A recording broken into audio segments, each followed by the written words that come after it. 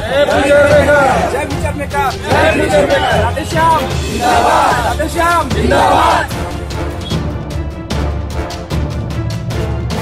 Future maker कंपनीचे व्यवहार पारदर्शक असून लवकरच कंपनी आपले व्यवहार सुरू करणार आहे, अशी माहिती बापू डोमशे यांनी पत्रकार परिषदेत दिली।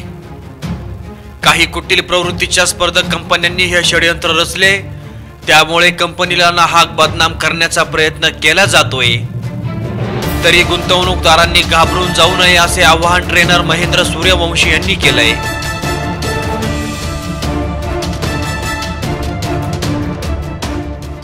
और दोस्तों, यहाँ पे आने के बाद ऐसा लग रहा है कि जो स्थिति है वो सारी हमारे कंट्रोल में है। बस हमें यहाँ से हमें ऑर्डर मिला है तो ऐसा लग रहा है कि हमें थोड़ा सा देरियाँ रखने की ज़रूरत है। केस इतना भी वो नहीं है कॉम्प्लीमेंट्री कि हम फ्यूचर मेकर बंद हो जाएगा या चलेगा नहीं। बस थोड़ा 8 से 10 दिन का संयम हमें रखना है।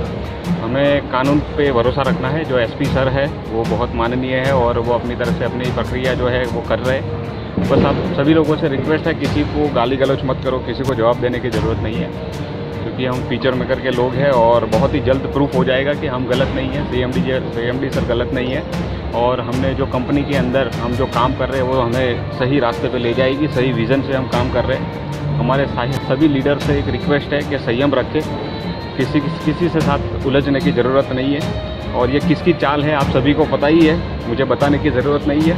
वो लोग हैं जिनके अभी धंधे पानी हुक्के पानी बंद हो चुके हैं, उन्होंने मिलके केस कर दिया है। मात्र पोलिसी कारवाईमुळे गुंतवणूकदारांमध्ये मोठी धाकधूक पसरली असून कंपनी केव्हा चालू होणार याकडे सर्वांचं लक्ष लागून राहिलंय। नाशिक, पुणे, मुंबई नगर या भागातील लाखो नागरिकांनी या कंपनीत कोट्यावधी रुपयांची गुंतवणूक केली आहे। मात्र कंपनी अडचणीत सापडल्यामुळे या ठेवीदारांच्या तोंडचेच पाणी पळालंय। या भागातील काही लीडर लोकांचे देखील फोन नॉट रिचेबल आहेत, तर काही कॉल रिसीव्ह करत नाही। त्यामुळे या गुंतवणूकदारांची चांगलीच धाकधूक वाढली आहे। कंपनी पुन्हा सुरू होऊन या गुंतवणूकदारांना आपली रक्कम पुन्हा मिळणार का याकडे सर्वांचं लक्ष लागलंय। प्रतिनिधी गणेश आवारी, अहमदनगर।